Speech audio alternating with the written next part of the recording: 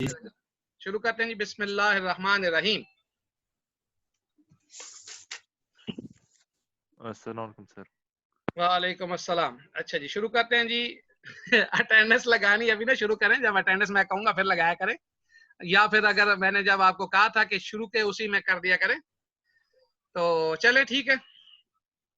पहले 2-3 मिनट में, और ये 4 मिनट आपके हो चुके हैं। आप लोग बहुत लेट हो जाते हो, जरा सा गुजारा करें। Today we will discuss the chapter about waxes. Waxes are usually thermoplastic material used in dentistry. Thermoplastics मैंने सिर्फ आपको समझाने के लिए लिखा हुआ। थर्मोप्लास्टिक्स इसका कोई ताल्लुक नहीं रहता इसके साथ, लेकिन मतलब है तो थर्मोप्लास्टिक मटेरियल ही ना। थर्मोप्लास्टिक मीन गर्म करने से नरम हो जाएंगे और ठंडा करने से सख्त हो जाएंगे। ठीक है जी, चलें।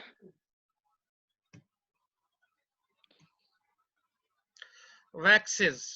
What are waxes? These are thermoplastic materials. Already described that thermoplastic materials are those which are soft on heating and become hard when they were cooled.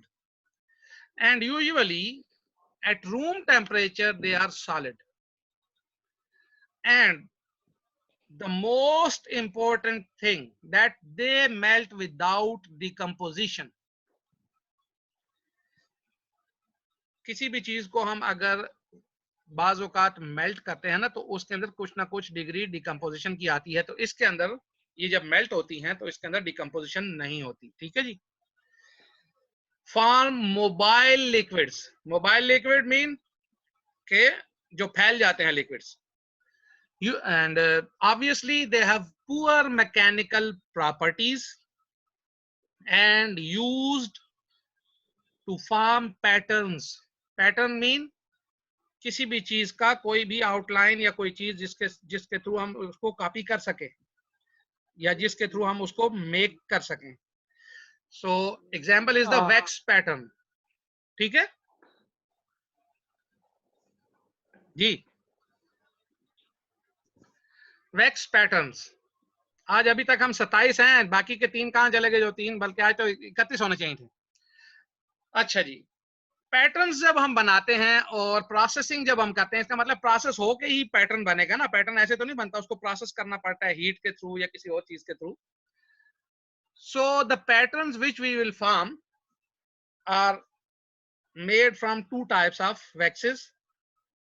The one is inlay waxes and the other one are the waxes usually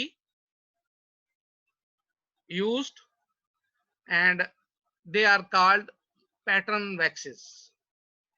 ठीक है जी। 2 तरह की waxes होंगी, एक को हम इनले कहेंगे और दूसरी जो है प्रोसेसिंग वैक्स। और इन दोनों को हम मिक्स करके क्या कहेंगे? सॉरी, ये दोनों को हम पैटर्न वैक्सेस को मिलाकर हम क्या कहेंगे? थोड़ा सा मुझे जरा सा वो है। अच्छा, एक और चीज इसमें ये थी, एक क्वेश्चन बाज बच्चों ने किया। तो बेटा आपको एक चीज बताऊं कि मैं आपके सामने अगर खड़ा हुआ हूं ना, तो इसका ये मतलब नहीं है कि मुझे हर चीज आती है या मैं बहुत ही कोई अल्लामा हूं। ठीक है जी। अगर कोई ऐसी चीज आपको आ रही है जो कि मैं आपको नहीं बता रहा हूं और आपने उसको फाउंड कर लिया है किसी बुक में या किसी और चीज में, तो काइंडली आप इधर शेयर करें, क्योंकि ये तो सीखने का प्रोसेस है। बहुत सी चीजें मैं आपसे सीखता हूं। ठीक है जी। तो इसमें अभी एक चीज वो जो था, वो क्वेश्चन आप कर सकते हैं जी, आप जिसने किया था लड़कियों ने। वाला सर, जी वही, वो जो कल वाला क्वेश्चन था। लॉन्गर मिक्सिंग टाइम जो है वो एक्सपेंशन सेटिंग एक्सपेंशन इंक्रीज करता है। जी जी हाँ, तो हमने इसके लिए कहा था कि हमने ये नहीं देखा, तो लाजिमी बात है हमने नहीं देखा हुआ था, लेकिन ये था, पढ़ाया भी नहीं था हमने। लेकिन अगर आप उसको देखें तो हम इसको एक्सप्लेन कर चुके हुए हैं। ठीक है जी। तो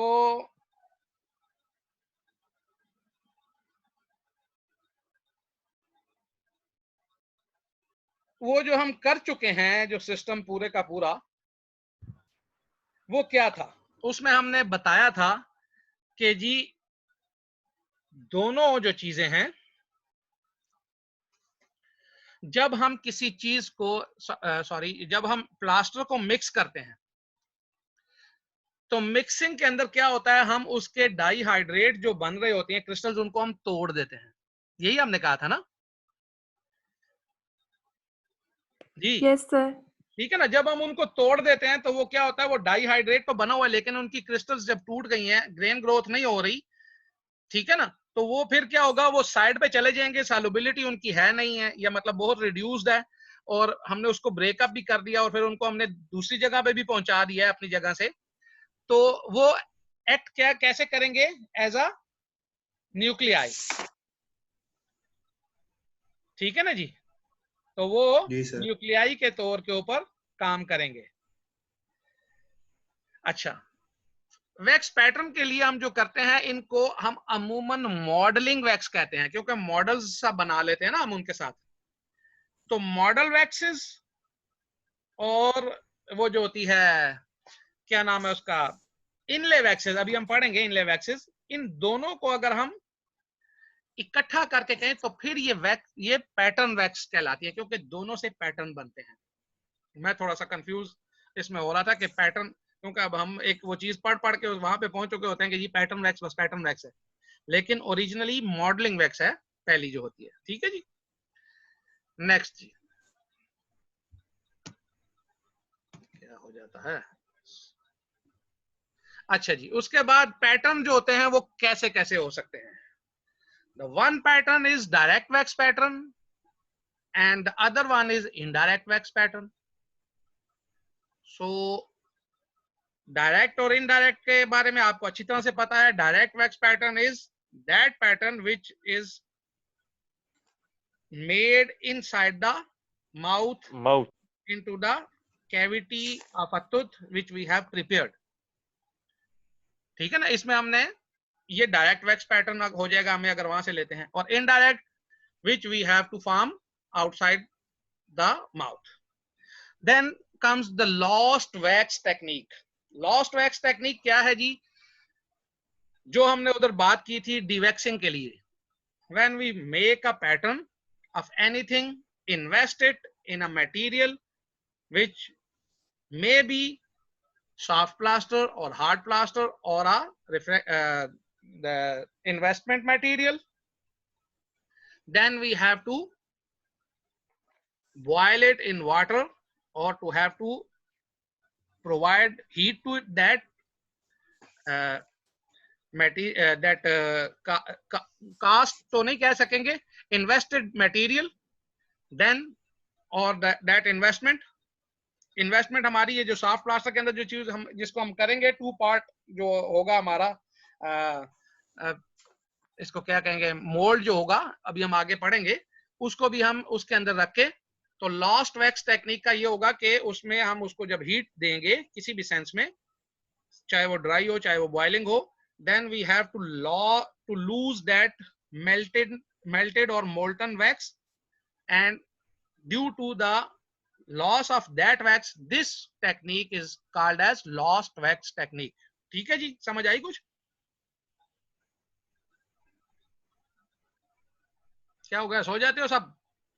सर ये जरा दोबारा समझिए सर, समझ नहीं सही समझ नहीं है सर। अच्छा बेटा, ऐसे है कि लॉस्ट वैक्स टेक्निक में ऐसे होता है कि हम कोई भी चीज का पैटर्न बना लेते हैं, तो पैटर्न तो वैक्स का है ना, उसको फिर हम इन्वेस्ट करते हैं। इन्वेस्ट का मतलब ये होता है उसको हम किसी चीज के अंदर छुपा लेते हैं, सेव कर लेते हैं, उसके अंदर बंद हो गया वो वैक्स।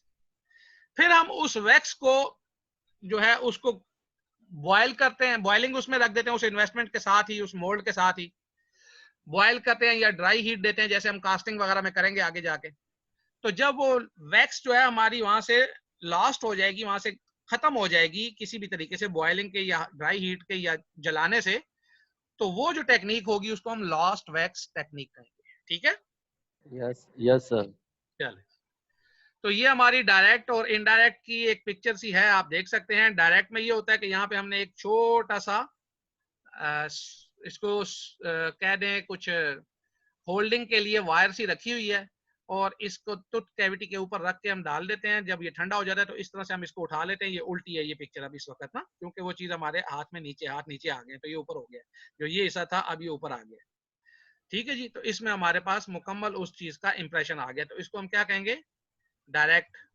ठीक है जी। और ये इनडायरेक्ट है। ये हमारे पास जो उसका मॉडल था, जो डाइस थी उनके ऊपर हमने ये काम किया और ये हमने बना लिया। ये एक ब्रिज के लिए वैक्स जो है उसका हमने बनाया हुआ पैटर्न। ठीक है। Now types use in dentistry. Many types of waxes are used in dentistry. One of you all are familiar. कौन सी वैक्स है जी जो हम पहले पढ़ चुके हैं? जी, ये नजर आ रहा है? Impression wax. ठीक है जी। और उसके बाद अब क्या है? Fixing denture teeth for displaying. Displaying का मतलब जो बाजार में जो हमें मिलते हैं, अगर आपने देखा हो तो एक स्ट्रिप सी होती है, उसके ऊपर दांत लगे हुए होते हैं। So that is called as carding wax. ठीक है जी, उसको हम कार्डिंग वैक्स कहेंगे। तो ये प्रेजेंट जो है ये सारे 14 बन रही हैं अभी तक। बाकियों को क्या हुआ? अच्छा चले। उसके बाद बॉक्सिंग इन। बॉक्सिंग इन का मतलब बॉक्स इन। बॉक्स इन मतलब डब्बा सा बना के ऐसे, ये कोई डब्बा सा या कोई इस किस्म की चीज वैक्स के साथ हम बंद कर लें यूं, और इसके अंदर फिर कोई चीज रख दें, तो ये बॉक्स इन हो गई। तो इसको हम क्या करते हैं? डेंचर से पहले हम बनाते हैं मॉडल के लिए। जो मॉडल हम बनाते हैं उस मॉडल के लिए हम पहले बॉक्स इन कर लेते हैं वैक्स के साथ। एक डब्बा सा बना लेते हैं और फिर उसके अंदर रख के हम जब मॉडल बनाते हैं तो वो हमारा जो मॉडल होता है उसको हम बॉक्सिंग इन वैक्स कहते हैं। Then the other type of wax is used for temporary joining broken pieces of of any model or die, you can say, or any impression, any model. Yes, for joining broken pieces of any of model or anything else which can be joined by wax temporarily. Then the other thing is the impression wax. We have discussed it in details in other chapters. One other wax is used not in especially in dentistry but in general surgery also, is the bone wax, and it is used for controlling hemostasis. blood जहां पे से बहुत ज्यादा आ रहा हो तो वहां पे और कुछ नहीं होता, और बोन से खास तौर पे। तो बोन का हाइवर्शन सिस्टम आप लोगों ने पढ़ चुके होंगे, हाइवर्शन सिस्टम। तो उस हाइवर्शन सिस्टम के अंदर ऐसे होता है कि वो पोर्स होते हैं तो उनको ब्लॉक आउट किया जाता है बोन वैक्स के थ्रू। और गटापर्चा हम लोग यूज करते हैं अमूमन in RCT, in endodontics, and orthowax is used in orthodontics, especially where a wire or a bracket is going to harm the other tissues. ये एक ब्लर सी पिक्चर है, लेकिन अगर आप इसमें देखें तो इसमें सारी चूंकि इकट्ठी थी इसलिए मैंने इसको ले लिया। ये मॉडलिंग वैक्स है, ये बॉक्सिंग वैक्स है, ये हमारी स्टिकी वैक्स है, और ये बीडिंग वैक्स है। ये उनके सिर्फ डब्बे हैं। अभी आपको हम इसको बाकी पिक्चर्स बताते हैं। ये है जी हमारी प्रोसेसिंग वैक्स की एक टाइप, जिसको हमने क्या कहा था कि ये क्या है प्रोसेसिंग वैक्स में जी? अभी मैंने बताया था आपको प्रोसेसिंग वैक्स के लिए कि ये शीट्स में होगी। ये देख रहे हैं, ये व्हाइट कलर में भी हो सकती है और ये रेड कलर में भी हो सकती है। ठीक है जी, तो इसको हम प्रोसेसिंग वैक्स कहेंगे। और पैटर्न वैक्स भी यही है। Full range of processing wax अगर आप ये देखें तो आपको फुल रेंज मिलेगी। ये है, इस तरह से है, इस तरह से है। मतलब किसी भी किस्म की आप मतलब आपको जो एप्लीकेशन चाहिए उसके लिए जो प्रोसेस आपने करना है उसके लिए आपको जो वैक्स मिलती है वो इस किस्म की वैक्सेस होंगी। ये ब्लू अमूमन जो होती है ये इनले वैक्स होती है। और मॉडलिंग वैक्स में या प्रोसेसिंग वैक्स में एक ये भी आता है जिससे हम रिम्स बनाते हैं। ये क्या है? ये जी बाइट रजिस्ट्रेशन, बाइट नहीं सॉरी, ये है अक्लूजल रिम्स। ये अक्लूजन को चेक करने के लिए होते हैं। अक्लूजन जहां पे हमारे दांत बंद होते हैं, जब हमारे पास पेशेंट आएगा और उसके टीथ नहीं होंगे तो वहां पे जो स्पेस हमारे पास होती है, फ्रीवे स्पेस, सॉरी, आप इसको यही समझें कि वो टूथ का जो हमने साइज डिटरमिन करना है, तो उसको जो है मैयर करने के लिए हम यहाँ पर, और उसकी एक्यूरेसी को बराबर करने के लिए यहाँ पे हम वैक्सेस यूज करते हैं और इसको वैक्स रिम कहते हैं। Another type of modelling wax, ये वैक्स रिम है। ये ऊपर वाला फुल डेंचर है और नीचे वाला पार्शियल है। ठीक है जी। ये फिर वैक्स रिम्स आ गए, ये आप देख सकते हैं, ये आपको अच्छी तरह से, ये अपर और लोअर दोनों में है। और ये क्या है? ये ब्लॉक्स बने हुए हैं, ये बाइट ब्लॉक्स होते हैं। ठीक है जी, बाइट चेक करने के लिए, जब आप किसी के दांत देखें कि अक्लूड कहाँ पे कर रहे हैं, एक्लूजन के लिए। एक्लूजन मीन एक दूसरे के अंदर किस तरीके से इंटरडिजिटेट कर रहे हैं। ये वैक्स बाइट है, आप देखें अगर इसमें आपको गौर से नजर आए तो यहाँ पे दांतों के निशान पड़े हुए हैं। ठीक है जी। अच्छा जी, इसके बाद है जी हमारे पास ये भी वैक्स बाइट है। ये वाइट उसमें आ गया तो इसमें आपको क्लियर नजर आएगा कि बाइट जो है कैसे हैं, दांतों के इंटरडिजिटेशन। ये एक साइड है तो दूसरी साइड से भी ऐसा ही होगा। तो ये बेस प्लेट वैक्स इसको हम कहते हैं। ठीक है जी। तो ये बेस प्लेट सिंपल प्लेट ही है, मतलब उसको तो बेस कह लेके बेस बनाने के लिए काम आती है। ठीक है जी।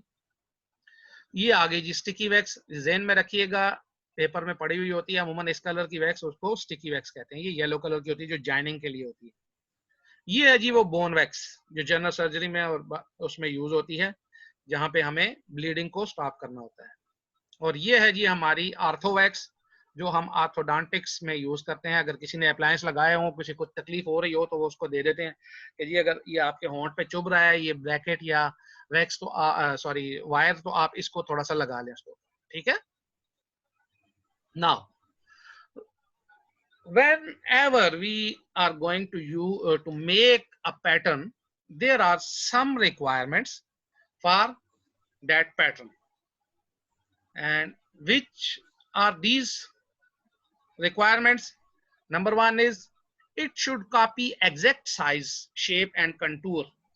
Contour जो उसकी शेप होगी, जो साइड्स होंगी, तो साइज एग्जैक्ट होना चाहिए, शेप भी उसकी वही एग्जैक्ट होनी चाहिए, और कंटूर भी जो हम चीज बनाना चाह रहे हैं वही चीज हो। अगर वो चीज ठीक नहीं होगी तो इसका मतलब है pattern is not worthy to work upon that, और it is not a good pattern. And the other thing, that it should be dimensionally stable. If it is not a dimensionally stable pattern, then our end product should be not good or not workable or not usable. And other one is it should be removed, easily removed after mold formation through lost wax technique or through any other mean. ठीक है ना जी।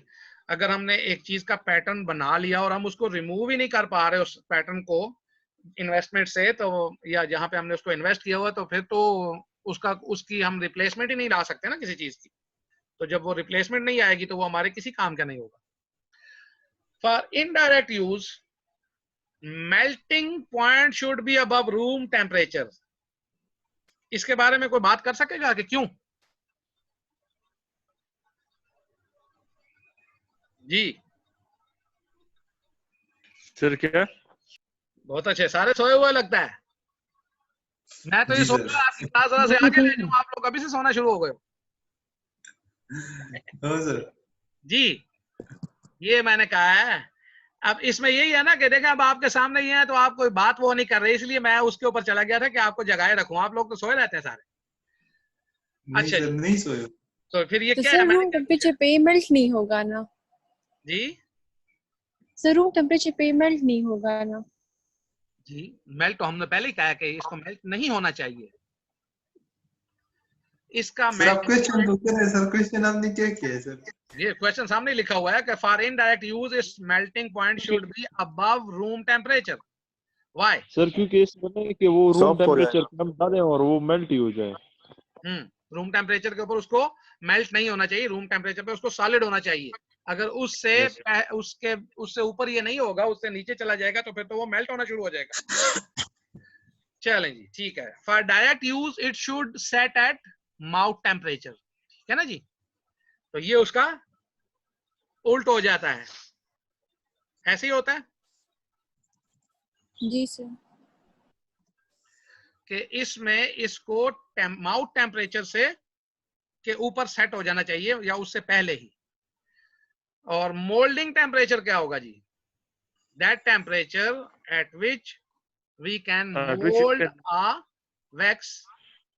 जी the temperature at which the wax can be molded easily. बिल्कुल जी, चलो जी अच्छी बात है। अच्छा जी, अब आगे इसके सोर्सेस। सोर्सेस क्या क्या हो सकते हैं जी? मिनरल, एनिमल और वेजिटेबल। तो एनिमल सोर्स में ये जो कान से वैक्स निकलती है ये भी हो जाती है कि नहीं हो जाती? No sir, क्यों bee wax और ये नहीं? तो सर क्योंकि ये तो कान से भी तो वैक्स निकलती है ना, उसको क्यों नहीं करेंगे हम? सर क्योंकि वो तो यूज नहीं कर सकते, उसकी मेल्टिंग टेम्परेचर और वो चीजें अफेक्ट होती है। वो आपने कहाँ से पढ़ लिया उसका मेल्टिंग टेम्परेचर? उसका मेल्टिंग टेम्परेचर हमारे 37 से ऊपर ही होता है, हमारे हिसाब से तो ऊपर ही है उसका। सर लेकिन मतलब वो एनिमल सोर्स तो है साफ ना। नहीं होता। अच्छा चलें, साफ कर किया जा सकता है, कोई ऐसी बात तो नहीं है।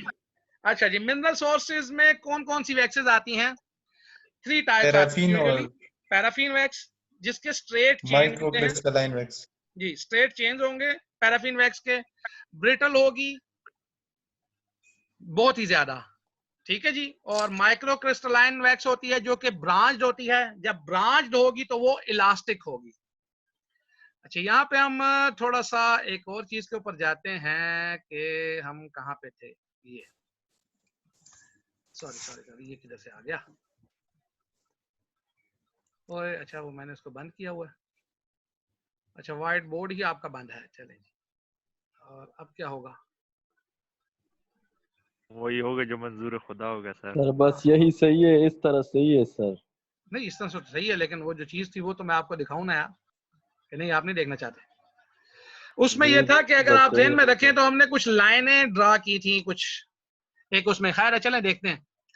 और ये सर वो मैंने आपने आपको इसका नाम समझाने के लिए, हाँ हाँ बिल्कुल, मैंने एक जगह पे आपको के लिए, तो मैं कल परसों कुछ दिन पहले मैं देख रहा था लेक्चर, तो उसके अंदर मैंने रैंडम लाइंस जो ड्रा की थी, रैंडम जो है उसके लिए एगर में की थी कि किस में की थी? ये सर एगर वो पे ना। तो वो रैंडम जो मैंने आपको समझाने के लिए की थी, वो रैंडम कुछ ज्यादा ही रैंडम हो गई थी और एक दूसरे के साथ इकट्ठी इकट्ठी हो गई थी। तो रैंडम का ये मतलब नहीं है कि वो बहुत ज्यादा इकट्ठी होंगी। अच्छा बेटा एक और चीज भी है कि ये जो है लगता है हमें ये इसके लिए हमें एक क्लास शायद और लेनी पड़े, क्या ख्याल है आपका? ठीक है सर। ठीक है, आप सब लोग तैयार हैं? नहीं बेटा थोड़ा सा नो गुजारा सर। करो, ठीक है ना? सर जी जी, एक क्लास हम और लेंगे ताकि ये चैप्टर खत्म हो जाए, छोटा सा जी आज चैप्टर। शॉपिंग नहीं के सर लिए अभी नहीं जाएंगे। कर सकते सर, वैसे भी संडे को छुट्टी नहीं होती। शॉपिंग के लिए सर जाएंगे। ये शॉपिंग सर के लिए लोग खैर है। नींदें बहुत सर दूसरी खराब क्लास किया है। नहीं। सर नींदें बहुत खराब किया है हमें। जी आप लोग ऐसी नींद में आप खराब कर देते हैं। चले मैं इसको कोशिश करता हूँ फिर इसी में, आज शॉपिंग के लिए चले बस जाएंगे। ठीक है चले फिर मैं इसको खत्म करने की कोशिश करता हूँ। चलें जी, फिर पैराफिन वैक्स जो है उसके स्ट्रेट चेन्स होंगे और ब्रिटल होगी। Micro crystalline wax is having branched structure and it is elastic. Petroleum byproducts are the source of these mineral waxes and they are mainly constituted by hydrocarbons or composition of these are mainly hydrocarbons. Softening temperature and melting temperature जो है वो आप अगर ज़हन में रखें तो usually the wax is softens at 37 to 55 degree centigrade. Paraffin wax melt at 44 to 70 degree centigrade. हमारे इधर लाइट चली गई है लेकिन हम फिर भी आपको पढ़ा रहे हैं, फिक्र ना करें। Micro crystalline waxes melt at 65 to 90 degree centigrade. अच्छा जी, एनिमल सोर्स में हमारे पास क्या आएगा जी? Bees wax. Bees wax is collected from honeycombs, शहद की मक्खियों के छत्ते से. It is partially crystalline natural polyesters which are present in beeswax. Slide जी स्लाइड स्लाइड चेंज नहीं हुई. स्लाइड चेंज नहीं हुई? मेरे पास तो हो गई नो हुई है. सर, आप कहाँ पे यहाँ हैं? मिनरल है.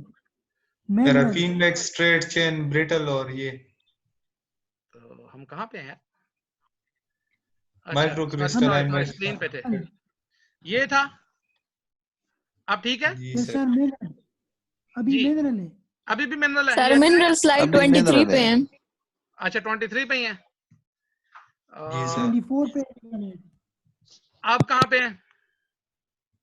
अब भी अभी वही पर है. mineral है. कहाँ पे? अभी 20 चेंज हो रही स्लाइड कि नहीं? नहीं No, हो sir. रही सर. सर. सर पिछली स्लाइड पे जाएं फिर आगे जाएं, इस तरह होता है. अच्छा जी ये ले, ये देखें. आप कहाँ पे हैं हम? वही हाँ, पर वही है. उधर ही है सर. अच्छा अब ठीक है. जी सर. आप यस सर. ये सर हो गया. अच्छा चलो ठीक है सॉरी. अच्छा जी ये फिर हम 29 हो गए हैं. अच्छा जी softens at 37 degree centigrade to 55 degree centigrade हो गया. Paraffin wax melts at 44 to 70 degree centigrade and microcrystalline wax melt at 65 to 90 degree centigrade. Animal source में अगर हम आए तो बीज वैक्स है, हनीकॉम्स में से आती है, पार्शली क्रिस्टलाइन है, नेचुरल पॉलिएस्टर्स उसमें होंगे और flow under stress just below the melting point, very flowable ये होती है. कौन सी? Bees wax. अच्छा बीवैक्स. हाँ जी. उसके बाद वेजिटेबल आ जाते हैं जी हमारे. और अभी ऐसे है कि हम आप लोगों की अटेंडेंस लेने लगे हैं, आप थोड़ा सा गुजारा करें. सर वो अब्दुल्ला का कनेक्शन ड्रॉप हो गया है सर. वो अब जिसका भी हो गया अब हम इसके लिए क्या नो करें? सर, नो सर, मैं मौजूद हूँ. अब मुझे यहाँ पे थोड़ी सी प्रॉब्लम इस सेंस में हो जाती है ना अच्छा जी इसके बाद क्या होगा जी, हमारे पास जो प्रॉपर्टीज में हम चले जाएंगे, सॉरी, वेजिटेबल में derived from trees and plants, तो कार्नोबा वैक्स हमारी होगी. ठीक है जी. कार्नोबा को हम ब्राजील वैक्स और पाम वैक्स भी कहते हैं और कैंडिलीला वैक्स भी कहते हैं. Sorry, other one is the candelilla wax. Properties which we study for the waxes are, एक मिनट जी आपकी अटेंडेंस आ जाए हमारे पास. अच्छा जी, प्रॉपर्टीज हमारे पास दो तरह की प्रॉपर्टीज होंगी जी. Number one is thermal and the other one is जी, एक अगर थर्मल होगी तो दूसरी कौन सी होगी? Mechanical. Chemical. Mechanical. Chemical. Mechanical. Mechanical. जबरदस्त जी, जबरदस्त. और ये हो गई जी अब आपकी अभी तक की अटेंडेंस. अच्छा जी जी, ये गया जी पेज. थर्मल और मैकेनिकल आ गई जी हमारे पास प्रॉपर्टीज. और अब हम जा रहे हैं जी, सॉरी, थर्मल प्रॉपर्टीज में हमारे पास क्या आएगा? First of all the melting point of a material. Melting point जो होगा वो हमारा क्या होता है? सिंपल, जहां पे वो मेल्ट कर जाती है. Waxes used in dentistry are usually crystalline in structure. इनकी स्ट्रक्चर जो होगी क्रिस्टलाइन होगी, तो इसलिए they have a definite melting point. उनका एक रेंज नहीं होगी उनकी, एक डेफिनेट पॉइंट होगा मेल्टिंग के. इस मेल्टिंग पॉइंट पे उन्होंने मेल्ट हो जाना है मुकम्मल तौर पे. सो another peak when we draw a cooling curve or a curve of different temperatures is evident on graph which is called as solid transition temperature. it is lower than melting point. And in this, usually the brittle state changes into a moldable and softer material.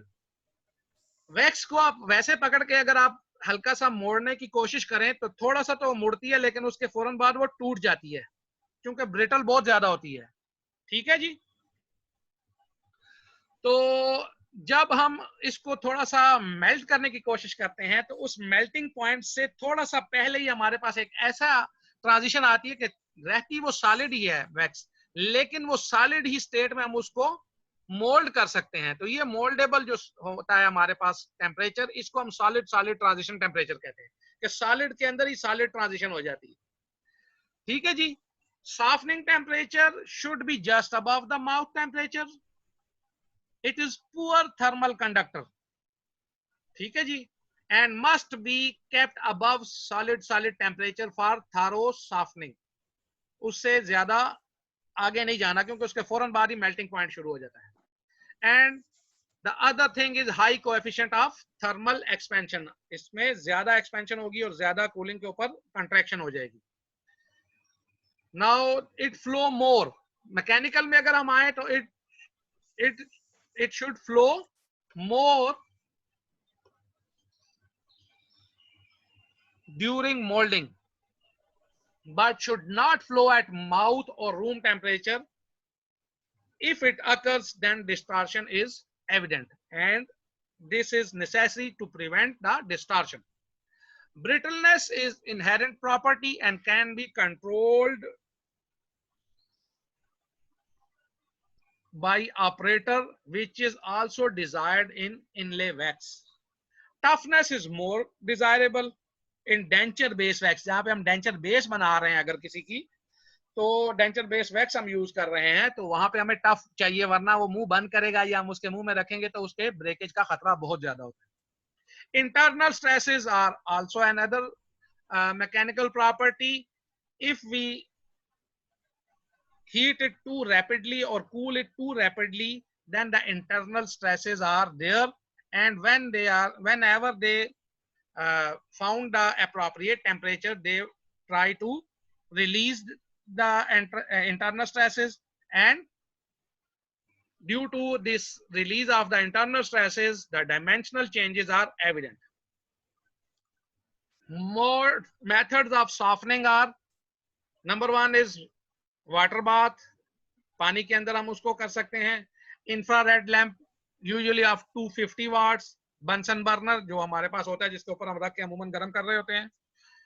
But if we are using the Bunsen burner, it should not touch the flame. So during heating or softening upon Bunsen burner, a glossy appearance indicates melting. तो वो नहीं आनी चाहिए। Outer surface जो होगी उसकी, उसमें अगर ग्लासी किस्म की या शाइनी अपीयरेंस आ गई है तो आप थोड़ा सा गुजारा करें, इसका मतलब ये है कि मेल्टिंग होना शुरू हो गई है। सो वाटर के अंदर अगर हम उसको करते हैं तो एक यूनिफॉर्म हमें वो मिलती है, क्योंकि उसका एक टेम्परेचर हम वो कर देते हैं तो उसमें वो उसकी थिकनेस हमसे खराब नहीं होगी। वो यूनिफॉर्म थिकनेस के लिए हमें वाटर के अंदर उसको मेल्ट करना पड़ता है, सॉरी सॉफ्ट करना पड़ता है।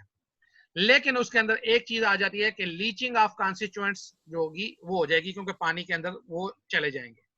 Water incorporation also altars its composition and properties. तो उसमें ये भी चांसेस है कि वाटर उसके अंदर चला जाए, तो जिसकी वजह से उसकी पूरी कंपोजिशन ही चेंज हो जाएगी। Ideal method for softening is wax annealer. Wax annealer like जैसे वैक्स के लिए जो हम करते हैं यूज अमूमन सॉफ्टनिंग के लिए। तो अच्छा जी, जी आवाज मेरी क्लियर आ रही है आपको? No sir, sir no sir. अभी ठीक हो गई है? जी सर। अच्छा जी, वैक्स अनीलर जो है हमारा ये अमूमन ब्यूटी पार्लर्स में पड़ा हुआ होता है, जहाँ पे जो वैक्सिंग कराने जाते हैं उसके अंदर वो देखें उसमें वैक्स में उन्होंने डाल के उधर जो मेल्ट कर रहे होते हैं, ये वैक्स अनीलर होता है। उसको आप अपनी मर्जी से आगे पीछे कर सकते हैं।